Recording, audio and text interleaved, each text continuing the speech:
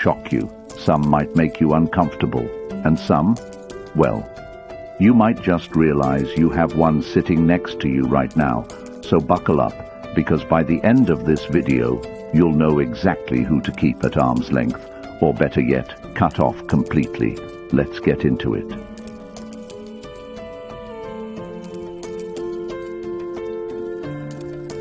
One, the trust me bro guy, the walking red flag. You ever meet someone who insists you trust them before you even ask? They lean in, lower their voice like they're about to drop the most sacred knowledge of all time, and hit you with that magic phrase, "Trust me, bro." The second I hear that, I know I'm about to get scammed, betrayed, or thrown into some dumb situation I'll regret later, and I'm not even being dramatic. The trust me bro guy is the master of false confidence. He talks a big game, makes bold claims, and expects you to just blindly believe him. But here's the truth. Trust isn't something you demand, it's something you prove. And anyone who has to keep reminding you that they're trustworthy probably isn't. Because trust isn't built on words, it's built on actions. The trust me bro guy is usually the same dude who swears he'll pay you back but suddenly gets amnesia when it's time to Venmo you, promises he won't tell anyone your secret, and then somehow everybody knows by the next day. Tells you he's got everything under control right before everything goes completely off the rails. This person thrives on empty promises and hopes you're too naive to notice. And the worst part? When they inevitably let you down, they'll hit you with, "Dude, I had no idea that would happen." Yes, you did. I learned this lesson the hard way. Back in college, I had a roommate who was the walking definition of a trust me bro guy. Let's call him Mike. Mike was the kind of guy who could sell ice to an Eskimo. He had that smooth talk, that effortless charm, and a confidence that made you want to believe him. One day, he convinced me to sign a lease with him for an apartment. Trust me, bro, I got my half of the rent covered. He swore up and down he had a stable job and money coming in. I figured, hey, he's my friend. I should trust him, right? Fast forward 2 months. Guess who suddenly didn't have rent money? That's right, Mike. Turns out his stable job was flipping sneakers on eBay, and his money coming in was just him gambling on sports bets. Spoiler alert, he lost. And guess who got stuck covering rent so we wouldn't get evicted? Mister. When I confronted him, he gave me the most casual response ever.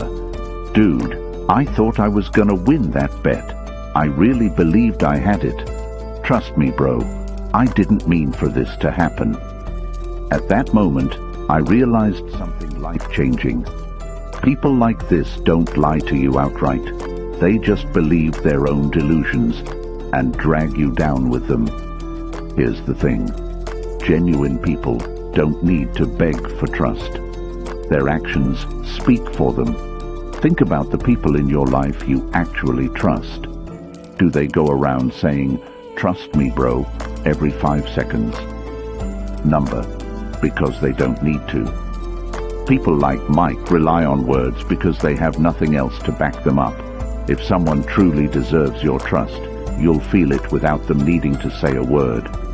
So the next time someone tells you, "Trust me, bro," pause. Ask yourself, has this person actually earned my trust? Do their actions match their words? Or am I just about to get played? Because I'll tell you right now, the people who say trust me the most are usually the ones you should trust the least.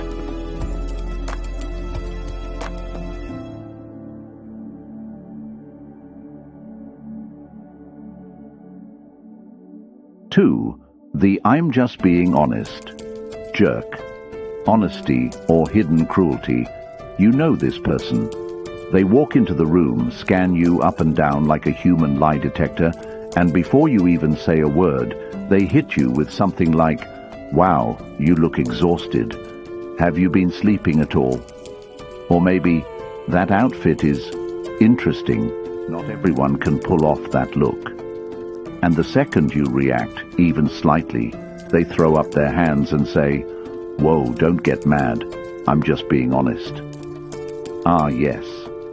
The "I'm just being honest" jerk. Someone who thinks honesty is an excuse to be rude, cruel, or straight up obnoxious. But here's the truth. There's a difference between being honest and being an asshole. And these people know exactly what they're doing, because their honesty isn't about being helpful, it's about control. The "I'm just being honest" jerk loves to say things that make you feel insecure, and then act like you're the problem for feeling bad. Criticize people under the disguise of helping them. Spoiler alert, they don't actually want to help. Weaponize honesty to push others down while making themselves look superior. It's not about truth. It's about power. Now, don't get me wrong. I love real honesty. If I have food in my teeth, tell me. If I'm making a bad decision, call me out. But there's a difference between honest people who care about you and honest people who just enjoy making you feel like garbage.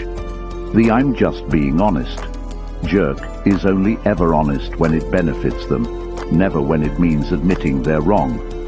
I used to have a friend, let's call her Rachel, who wore brutal honesty like a badge of honor. She had this idea that if people didn't like her comments, that was their problem. One time I was stressing about a job interview, and she said, "To be honest, I don't think you're confident enough to get it. You just don't have that energy, you know." That threw me off. I had been excited about the interview, but suddenly all I could hear was her voice in my head. "You're not confident enough. You don't have that energy." When I called her out, she said, "I was just being honest. Would you rather I lie to you?" That's when it hit me. She wasn't being honest to help me. She was being honest to hurt me. She wanted to be the smartest, most truthful person in the room, even if it meant crushing other people's confidence. And the kicker? She hated when people were honest with her. The second someone gave her constructive feedback, she flipped out. Because in her world, honesty was a one-way street. She could dish it out, but she couldn't take it. I cut her off, and guess what? My confidence skyrocketed. Not all honesty is good honesty. True honesty should be helpful, not harmful, constructive, not destructive, delivered with kindness, not cruelty. People who weaponize honesty don't deserve your trust. They use truth as a way to tear others down instead of lifting them up. So here's the lesson. If someone is only honest when it hurts you, but never when it helps you, then they're not being honest. They're just being mean. Next time someone says, "I'm just being honest," ask yourself, would they appreciate the same honesty back? If the answer is no, then they're not being truthful. They're just hiding behind honesty to avoid being called out for their own toxicity.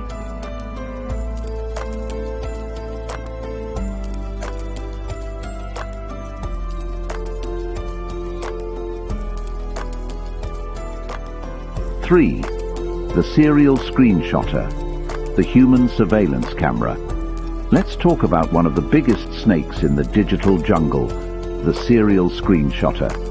You know exactly who I'm talking about. This is the person who screenshots every private conversation and hoards them like FBI case files. Sends your DMs to a friend while giggling, "OMG, look what they just said." Exposes people online like they're running a TMZ gossip column, but forgets that they could be next. And the worst part, they don't just do it to their enemies, they do it to their friends, because they don't believe in real privacy.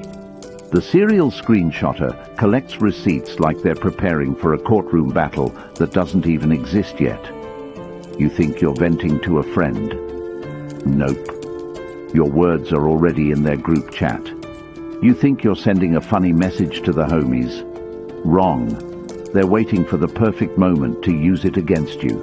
And when drama pops off, oh, they suddenly become the judge, jury, and executioner, pulling up old messages from years ago like, well, actually, on April 3rd, 2019, at 2:34 p.m., you said this. This isn't about keeping records, it's about power. These people thrive on leverage, the ability to turn on anyone at any time with a few taps on their screen. I had a friend in high school, we'll call her Sarah. She was that person who always had screenshots of other people's messages. It was kind of her thing. She'd be like, "Look what he sent me," or "You won't believe what she said." And at first, I didn't think much of it. I assumed she'd never do that to me. Big mistake. One day I was venting to her about some drama with a mutual friend. Nothing crazy, just normal frustration. But instead of just listening, she screenshotted my messages and sent them straight to that person. And how did I find out? The next day, I get a text from that mutual friend saying, "So, this is how you really feel." Attached was a screenshot of my private messages. I was speechless. I felt exposed, embarrassed, and betrayed all at once. But you know what the worst part was? Sarah didn't even feel bad.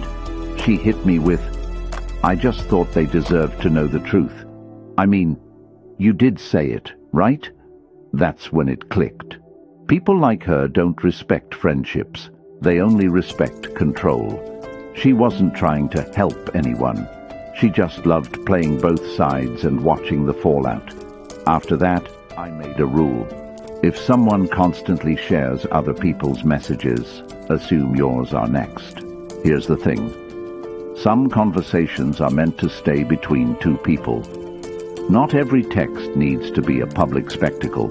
Not every vent session needs an audience. If someone violates your privacy once, they will do it again. Maybe not today, maybe not tomorrow. But one day, when it benefits them, they'll pull out those receipts like it's their trump card. So let me say this loud and clear. If you can't speak freely with someone without worrying about them weaponizing your words, stop speaking to them, period. And if you're watching this thinking, "Wait, I've done this before," then here's your wake-up call. Stop being the serial screenshotter, because one day you'll get caught doing it to the wrong person. And trust me, no amount of receipts will save you then.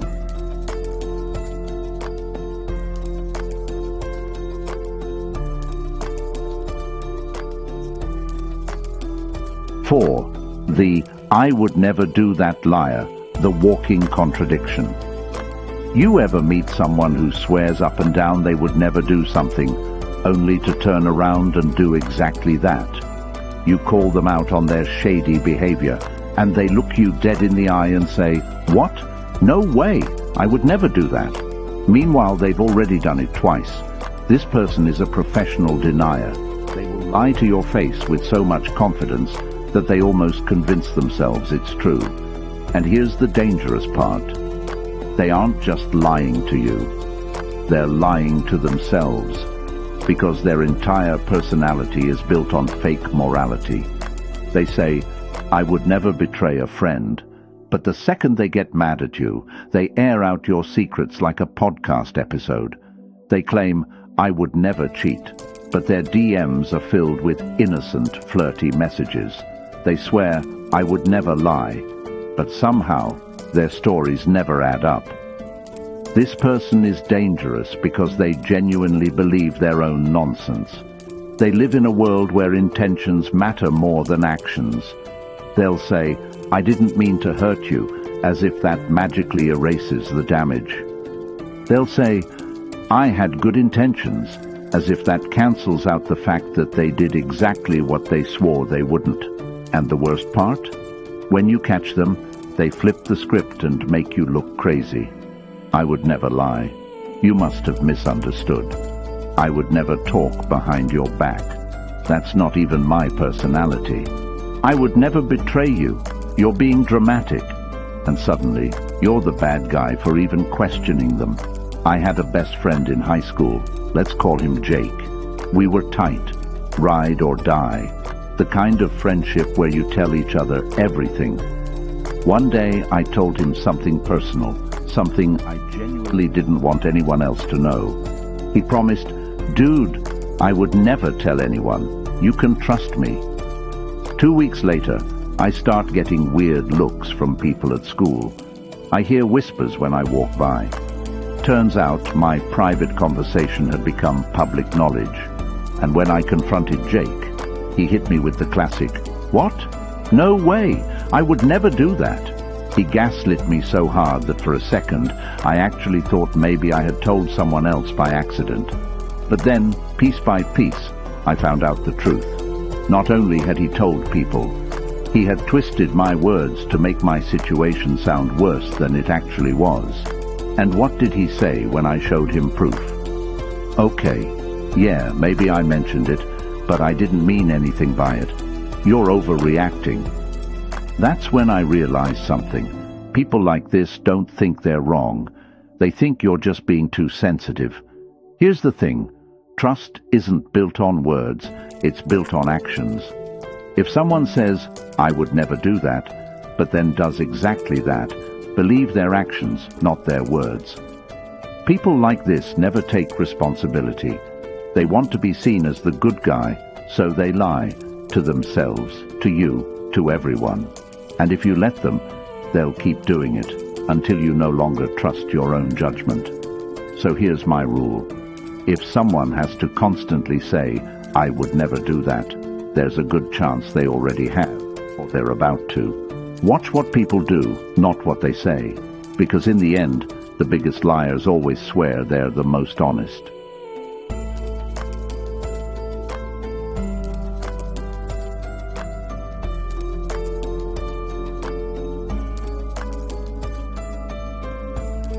Five, the overly friendly stranger, the smiling predator. We've all encountered this type of person. You're going about your day, at a party, in a store, online, when suddenly someone you barely know is acting like you're their long-lost best friend. They laugh at everything you say like you're the funniest person alive. They shower you with compliments like you're some kind of celebrity. They agree with you on everything, even when you know you're making no sense. At first it feels nice. Who doesn't enjoy a little extra kindness? But something in the back of your mind keeps whispering, "This is too much, too fast." Because here's the uncomfortable truth. No one is that friendly for no reason. And before anyone jumps in with, "What's wrong with being nice? Aren't we supposed to be kind to people?" Yes, of course. But there is a huge difference between genuine kindness and fake friendliness. Why you should never trust this person.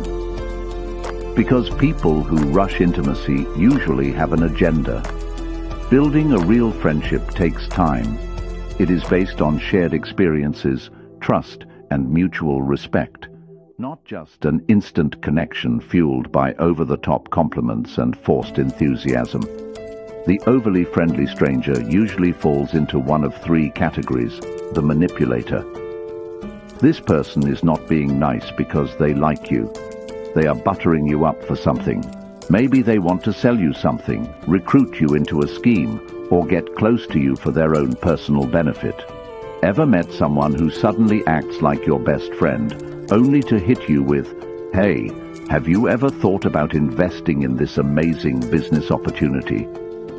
That is not a friend. That is a walking sales pitch. The gossip hunter. This person is only friendly because they want information, and they want it fast. They pretend to be your new best friend, so you let your guard down and share personal details, and before you know it, your business is being passed around like a news headline. This type of person thrives on secrets and drama. They will act like your biggest supporter one day, and then turn around and tell everyone your personal details the next. The predator. This is the darkest possibility, but it is real. Some people use friendliness as a weapon. This is especially true with scammers, con artists, and in some cases, dangerous individuals. Have you ever had someone approach you at a bar or club and instantly start bombarding you with compliments, asking overly personal questions, and refusing to take a hint when you try to pull away? That is not kindness. That is a red flag. Have you ever met someone online who, after just a few conversations, is calling you their bestie or acting like you have an unbreakable bond. That is not normal. That is someone testing your boundaries. And let's not forget the classic fake helpful stranger who insists on carrying your bags, giving you a ride, or just walking you home for safety. Some of them may be genuine, but others? They are looking for an opportunity. I learned this lesson the hard way when I was younger. I was at a music festival with friends, and this random guy, let's call him Danny, started talking to us. He seemed cool at first. He was extremely friendly, bought us drinks, and acted like we had known each other for years. At first I thought, wow, this guy is just really social. But then I started noticing something strange. He was doing this with everyone. He would bounce from group to group, being everyone's best friend. And the weirdest part, no one actually knew him. A couple of hours later, people started realizing their things were missing. Phones, wallets, even car keys. And guess who was suddenly nowhere to be found? Danny.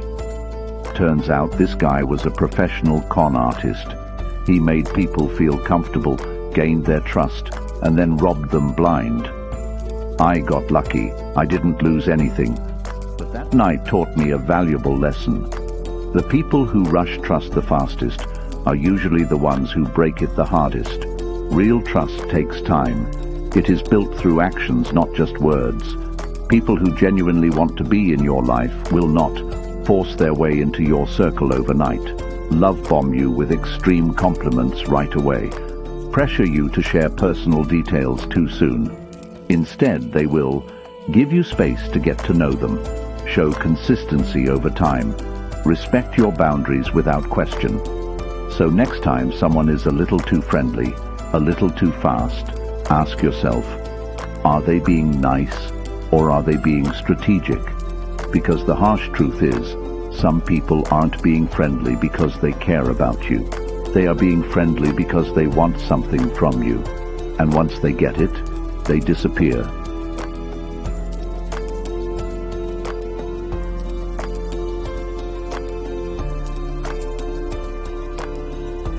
Six, the victim of their own mess.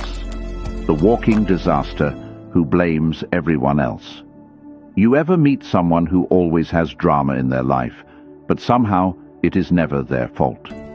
They always have a sad story. They always have a villain. They always have an excuse. But if you look closely, you start to notice a pattern. Every job they get, toxic workplace. Every friendship they lose, fake friends. Every relationship that falls apart, crazy ex. Somehow the world is always out to get them. It is never that they made a bad decision. It is never that they treated people poorly. It is never that they caused their own problems. They are not just unlucky. They are not just misunderstood. They are the common denominator in their own disasters. And trust me, if you let this person into your life, sooner or later, you will be their next villain. Because they are masters of deflection. These people have a talent for flipping every situation so they come out looking like the victim, even when they are the one who caused the problem in the first place. If they get caught lying, they will say, I only lied because I was afraid of how you'd react. If they get fired, they will say, my boss just didn't like me.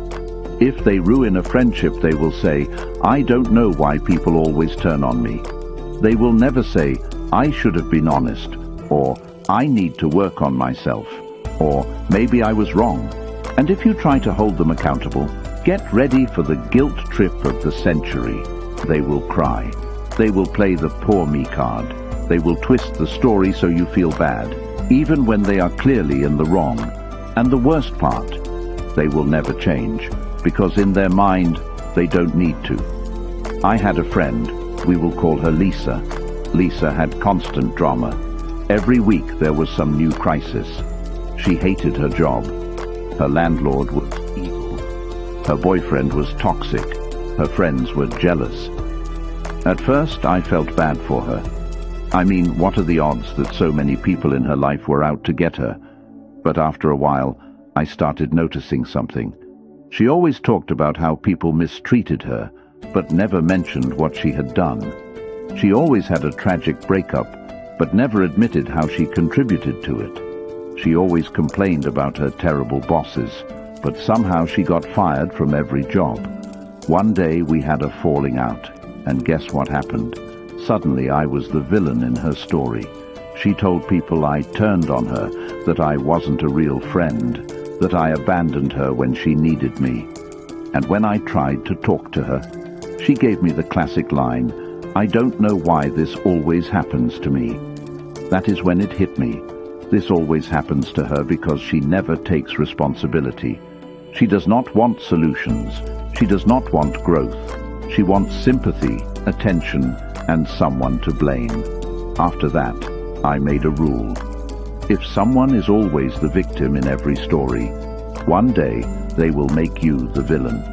Here is the uncomfortable truth. Bad things happen to good people. But if someone's life is a never-ending cycle of disasters, at some point you have to ask, are they really unlucky, or are they making bad choices? Real victims exist. Some people truly have had terrible things happen to them through no fault of their own. But the victim of their own mess is not one of them. This person is addicted to pity, because pity means they never have to change. And if you try to help them, you will waste your energy because they do not want solutions. They want someone to feel sorry for them while they continue making the same mistakes over and over again. So here is my advice.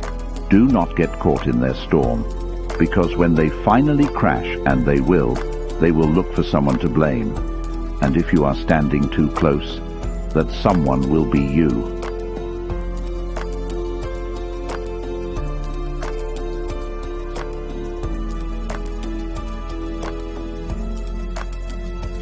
At the end of the day, trust is one of the most valuable things we can give someone, but it is also one of the easiest things to misplace. The world is full of people who will say the right things, who will act like they have good intentions, who will convince you that they are on your side, right up until the moment they show you their true colors. And by the time you realize who they really are, it's usually too late. The deep truth. Trust should be earned, not given freely. We live in a world where we are taught to give people the benefit of the doubt. We are told that everyone deserves a chance. And while kindness and open-mindedness are great, they should never come at the cost of your own well-being. Here is what I have learned. The people who demand trust without earning it are usually the ones who will break it the fastest. The people who love-bomb you with kindness right away often have hidden motives. The people who always play the victim will eventually make you their villain. Trust is not something you hand out like free samples at a grocery store.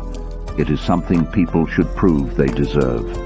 Because once someone shows you that they cannot be trusted, the only mistake bigger than believing them the first time is believing them again. Now, I do not want this to sound like trust no one, because that is not the message. There are good people in this world, genuine, loyal, honest people. And those people do not need to convince you that they are trustworthy. They prove it through consistent actions over time. The people who truly deserve your trust show up when they say they will. Admit when they are wrong. Keep your secrets as if they were their own. Do not switch up the moment things stop benefiting them. And most importantly, they do not force trust. They earn it. At the end of the day, protecting your trust is protecting your energy. Every time you trust the wrong person, you are wasting time, emotions, and sometimes even opportunities that could have gone to someone who actually deserved them. So, be selective, be cautious, trust slowly, observe closely, and act accordingly. Because once you start recognizing who is genuine and who is just playing the game, you will stop wasting time on people who never deserved you in the first place. And that is how you truly protect yourself.